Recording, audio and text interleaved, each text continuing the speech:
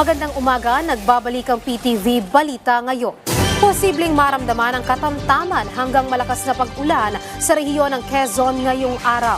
Sa inilabas na thunderstorm advisory ng Pag-asa, posibleng magkaroon ng moderate to heavy rain showers at malakas na hangin sa Tagkawayan, Ginayangan at Calawag, Quezon sa loob ng 2 hanggang 3 oras. Pinapayuhan naman ang mga residente na maging alerto at manatiling nakaantabay sa mga posibleng pagbaha at landslide. Samantala, posible rin ang pag-ulan sa ilang bahagi ng Central at Southern Luzon dahil naman sa shear line.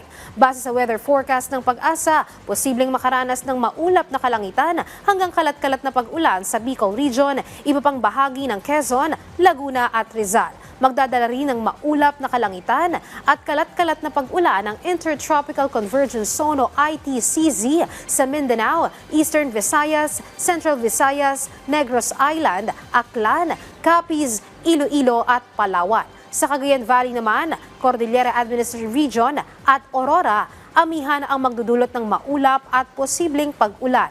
Habang sa Metro Manila, Ilocos Region at ibang bahagi ng Central Luzon ay magiging maulap din dahil din sa amihan.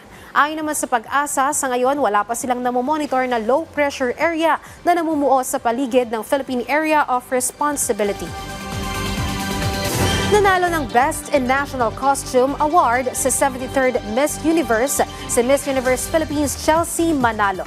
Sa inilabas na video ng Miss Universe Organization sa kanilang Instagram account, inanunsyo na ang nakakuha ng 3rd place ay Vietnam, 2nd place ay Chile at ang nanalo naman ay Pilipinas. Ayon sa MU Organization, ang national costume ay nagpapakita ng tradisyon at kultura ng isang bansa. Nagpasalamat naman sila sa mga bumoto kay Chelsea Manalo upang masungkit ang 1st place. Ang naging costume ni Manalo ay pinamagatang hiraya na nagpapakita ng kultura ng Islamic religion, puni na siyang sikat na sining sa Bulacan at may imahe rin ng Our Lady of Antipolo at Our Lady of Good Voyage. Likha naman ni Manny Halasan ang naging national costume ni Chelsea Manalo.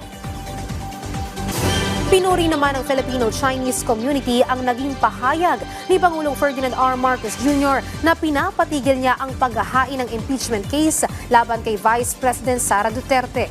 Sa opinyon ng Federation of Filipino-Chinese Chambers of Commerce and Industry Incorporated, malaking tulong ito upang kumalma na ang umiinit na isyu ngayon sa politika sa bansa. Sabi rin ng FFCCCII, suportado nila dito ang Pangulo dahil nasa puso nila ang pagtulong sa mga Pilipino. At yan ang mga balita sa oras na ito. Para sa ibang updates, i-follow at i-like kami sa aming mga social media account. Ako si Luisa Erispe para sa Pambansang TV sa Bagong Pilipinas.